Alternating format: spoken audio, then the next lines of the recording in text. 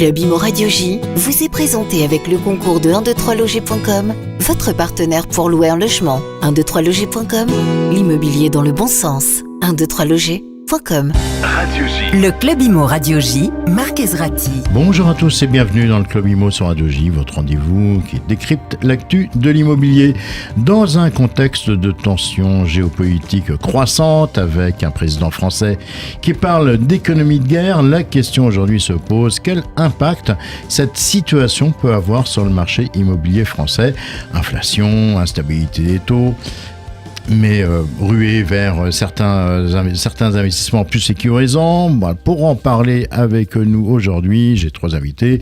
Julie Doirin, elle est influenceuse immobilière. Elle a aussi passé de nombreuses années dans sa vie dans des régions en guerre, notamment à Bagdad, en Irak. Bonjour Julie. Bonjour Marc. Bernard Cadot, ex-président d'Orpi. Bonjour Bernard. Bonjour Marc. Et David Benbassa, président de Bien Ici. Bonjour David. Bonjour Marc. Bernard Cadot, on sait que l'immobilier est un secteur très sensible aux crises économiques et politiques, avec cette nouvelle notion d'économie de guerre évoquée par Emmanuel Macron. Quel premier impact peut-on observer sur le marché immobilier français ? Alors, pour l'instant, il n'y a pas d'impact à proprement parler. Ce qu'il faudrait dire peut-être pour commencer et pour rassurer les auditeurs et les auditrices, c'est que il y a eu déjà des périodes de crise. Bien sûr. Sur les 20, 30, 40 dernières années. Vous évoquiez Bagdad, il y a eu la guerre du Golfe, il y en a eu d'autres. À chaque fois, effectivement, il y a eu un impact sur le marché, mais cet impact, il a été temporaire. Et la volonté, là encore... Que dans les années 90, il y a quand même eu pas mal de dégâts pour les agences immobilières. Bien sûr, il y a eu plusieurs années difficiles. Mais si on prend 1.0 dans les années 80, par exemple, et qu'on regarde aujourd'hui, la courbe du marché, elle est toujours haussière, que ce soit en volume ou en prix. Donc, rassurons les gens. Maintenant, il est certain, et vous avez raison de le souligner, le marché immobilier, c'est un marché qui fonctionne à la confiance. Bien sûr. Parce que vous n'allez pas engager vos économies dans le projet sans doute le plus important de votre vie, si par ailleurs le climat est tout à fait anxiogène et que vous ne savez pas ce dont demain sera fait. C'est évident. On parle bien du climat, comme vous le précisez, du climat anxiogène, oui. Qui peut avoir un impact quand même, sur le moral des gens, sur la confiance, comme vous le disiez. Le climat peut avoir un impact. En ce moment, ça ne se ressent pas de trop. Mais c'est vrai que ça se conjugue aussi avec un climat économique, et puis je dirais politique aussi, avec l'instabilité que nous connaissons. Donc il y a une conjonction de facteurs, on va se dire les choses, qui n'est pas très très favorable à la confiance. Ça ne se ressent pas. Ça ne se ressent pas notamment pourquoi ? Parce que on a la chance d'avoir une tendance à la baisse des taux d'intérêt sur les crédits immobiliers et qu'il y a toujours ce besoin de se loger. On est toujours dans une situation de déséquilibre profond entre l'offre immobilière et la demande immobilière en France. Donc il y a ce phénomène-là. Il est évident que si les événements, et qu'à Dieu ne plaise, ça ne soit pas le cas, devaient empirer, ça aura un impact immédiat sur le marché. Mais on n'en est pas là. David Benbassa, est-ce que vous ressentez déjà des choses à travers votre site Bien Ici ? Est-ce que, en tout cas, pas de manière négative. L'intérêt d'un portail comme Bien Ici, c'est de pouvoir identifier des premières tendances, en tout cas au niveau de la demande. Au niveau de la demande, oui. Ça, c'est clair. Donc, comme le disait Bernard, la guerre en Ukraine, malheureusement, c'est début 2022. Donc, ça signifie que l'effet de la guerre plus l'effet économique, on a déjà vu les effets sur Bien Ici avec déjà au départ un ralentissement de la demande. L'impact économique, la hausse des taux, donc une difficulté à acheter, a eu un impact aussi sur la partie transaction, mais aussi la partie recherche. Depuis septembre 2024, on voit que l'audience remonte. Et depuis le début de l'année, on fait des records d'audience. Ça veut dire que janvier 25, c'est 20% de plus que l'année dernière et que le fin 2024. Donc on est sur une tendance de demande, de recherche beaucoup plus importante. Donc ça ne reflète en rien l'inquiétude qui existe et le doute qu'il peut y avoir dans la tête des investisseurs ou des acquéreurs, et là, c'est pas forcément le même niveau, mais il faudra que le marché nous le dise. En tout cas, sur la demande, il n'y a pas d'impact aujourd'hui. Julie Doirin, parmi les gens qui vous suivent sur votre communauté, est-ce que vous sentez déjà, est-ce que vous avez des investisseurs notamment qui seraient inquiets par la situation ?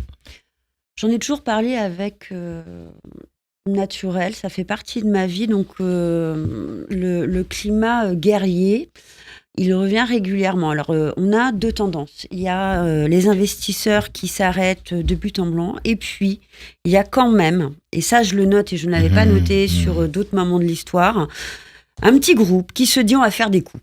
Alors, ceux-là, vous les retrouvez sur YouTube, sur TikTok, ils sont assez incroyables. Moi, j'attends de voir comment ils vont fonctionner.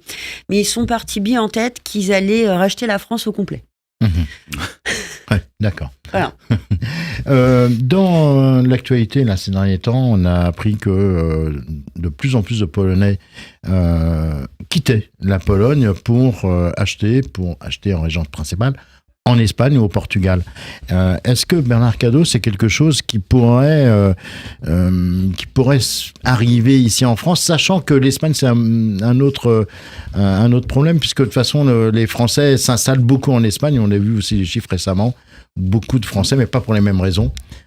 Les Polonais, c'est plus que eux disent, voilà, ils craignent vraiment une agression russe. Donc, j'allais vous le dire, j'imagine que les Polonais que vous évoquez, ils partent pas en Espagne seulement pour le climat. Exactement. Il y a d'autres motivations. Absolument. Alors peut-être que les Estoniens, les Lituaniens et tous ces habitants là proches de la frontière russe auront le même réflexe. La Pologne, c'est quand même un pays qui a beaucoup souffert dans son histoire, qui a été envahi à plusieurs reprises. Donc il y a peut-être ce réflexe-là qui fait que on se dit il faut anticiper et prenons nos précautions. Je pense pas que ça puisse être un mouvement massif. L'Espagne, c'est un petit peu ce qui s'était passé au Portugal il y a 10 ou 15 ans, parce qu'il y a un effet d'aubaine aussi par rapport... Alors, mettons le climat de côté une fois pour toutes, on sait que c'est meilleur au sud qu'au nord, mais il y a cet effet d'aubaine sur la fiscalité et sur les conditions qui peuvent faire. Il y a aussi une notion de pouvoir d'achat qui fait que peut-être qu'on peut vivre dans de meilleures conditions à budget équivalent en Espagne qu'en Pologne. J'ai pas constaté, moi, titre personnel, qu'il y a un mouvement vraiment massif, qui est un mouvement de fond sur ces populations vers le sud de l'Europe. Et j'espère que ça ne se produira pas parce que ça signifierait des choses bien tristes. David Benbassa, votre point de vue sur ce phénomène qu'on observe plutôt à l'est de l'Europe actuellement, qui descend vers le sud? Évidemment, c'est toujours possible. Après, en termes d'analyse de ce phénomène, ou en tout cas d'analyse chiffrée, autant on a été capable chez Bien Ici d'identifier les mouvements juste après la Covid sur les recherches en périphérie de grandes villes. Ça, on l'a bien identifié avec les critères associés. Là, d'aller analyser une hausse de la recherche dans le sud de la France, qui est toujours très prisée, et en plus à savoir que ce sont des candidats étrangers, c'est plus compliqué. À part faire une recherche sur le nom des gens ou l'adresse mail, je vous avoue que ça peut être compliqué. En tout cas, pas d'analyse, pas de vision aujourd'hui sur des évolutions de ce type-là. Sur l'investissement à l'étranger, d'ailleurs, Julie, est-ce que vous avez, vous, des gens de votre communauté qui vous interrogent sur les possibilités d'investir à l'étranger? Certainement, un petit peu plus peut-être que d'habitude ou pas? Alors, il y en a toujours beaucoup. Aujourd'hui, on voit un phénomène que j'avais mal identifié il y a encore quelques mois.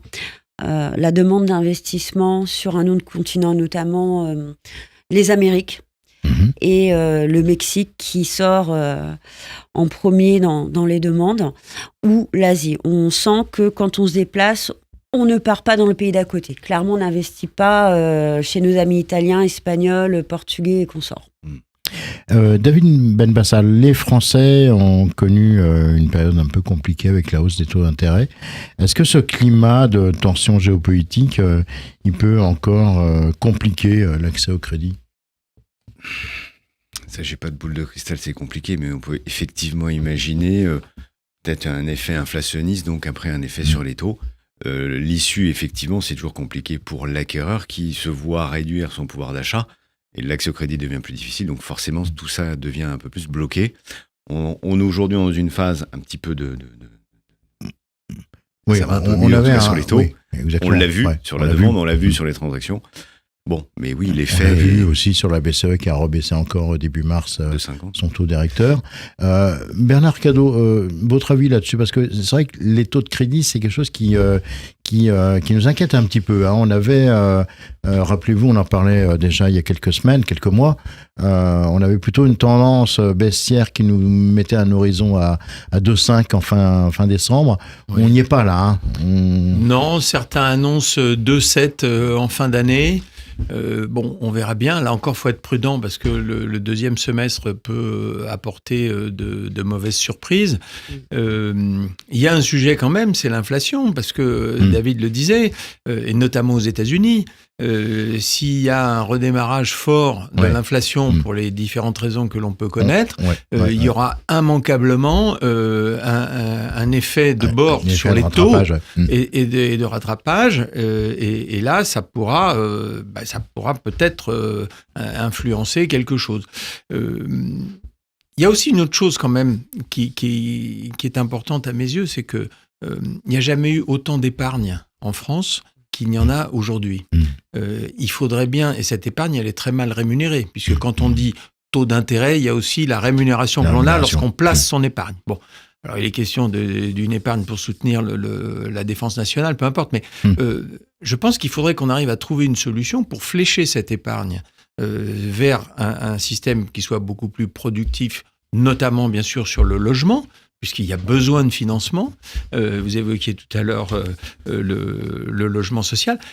Il faudrait qu'on arrive à trouver ce système-là qui permette, via l'épargne des Français, d'amener, de flécher, comme on dit, cette épargne-là vers quelque chose de vraiment productif. Sur le sujet, vous l'avez peut-être vu passer récemment, mais Laurent Demeure de Coldwell Banker avait fait une proposition qui me semblait pas si idiote que ça, qui était d'utiliser la plus-value immobilière comme un moyen de financer l'industrie de défense.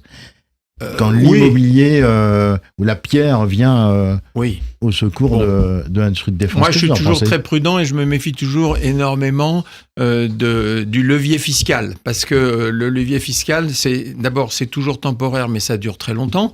Et puis ensuite, on a une dose d'inventivité en France qui est assez importante. Donc, essayons peut-être d'être incitatifs plutôt qu'autre chose. Réfléchir la plus-value, si seulement on pouvait baisser un peu la plus-value, ça dynamiserait le marché peut-être que si on l'inversait aussi, il y aurait d'autres solutions pour ça. Donc non, je pense qu'il vaut mieux trouver des solutions pérennes pour l'épargne des Français et les inciter, peut-être leur garantir, parce que pourquoi pas, la Caisse des dépôts peut servir justement à garantir un taux minimum pour ça, et puis donner confiance, parce que quand l'épargne augmente comme elle augmente, ça veut dire qu'on n'a pas trop confiance.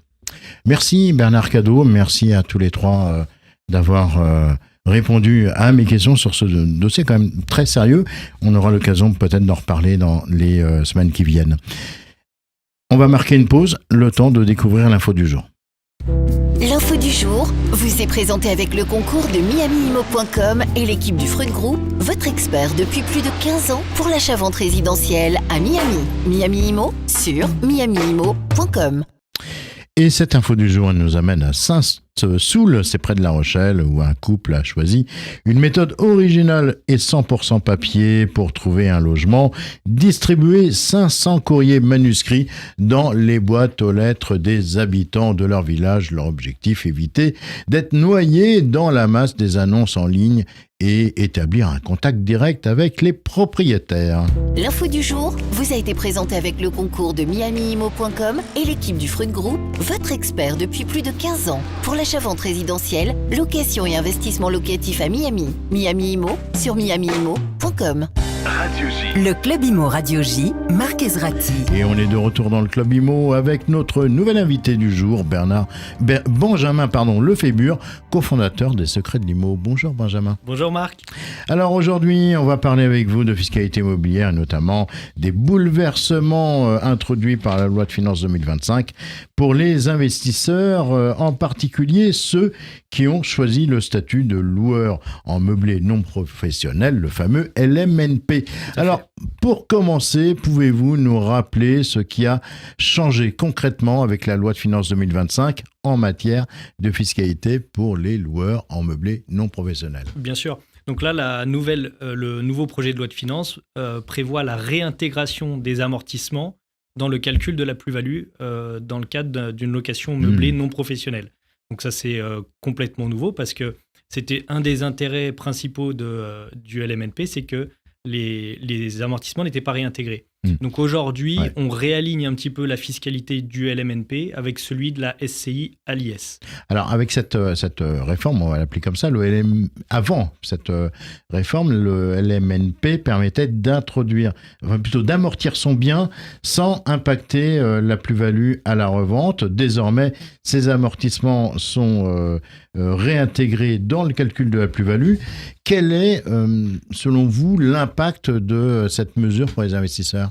Alors, l'impact, il est surtout à court terme, parce qu'on bénéficie toujours de l'abattement pour durée de détention. C'est-à-dire que plus vous allez conserver votre bien, moins vous allez payer de plus-value à la fin. Voilà. Donc, si vous le gardez moins de 8 ans, il y a une vraie perte sur le calcul de la plus-value.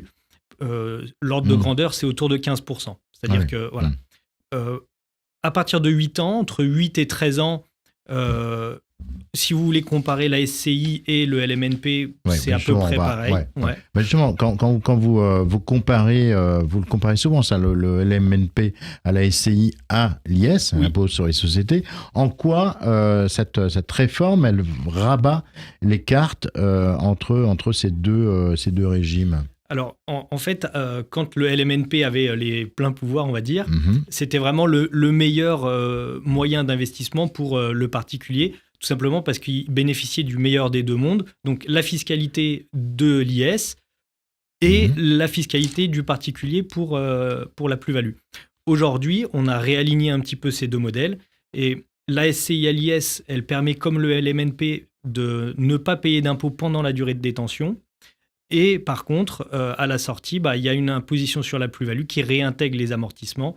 Donc avant, je prends un exemple rapide. Alors justement, c'est moi qui vais vous le donner l'exemple. Hein. Ah d'accord. Si on prend un bien acheté 200 000 euros, amorti 50 000 et revendu 30 000. 300 000. 300 000, pardon. 300 000 euros.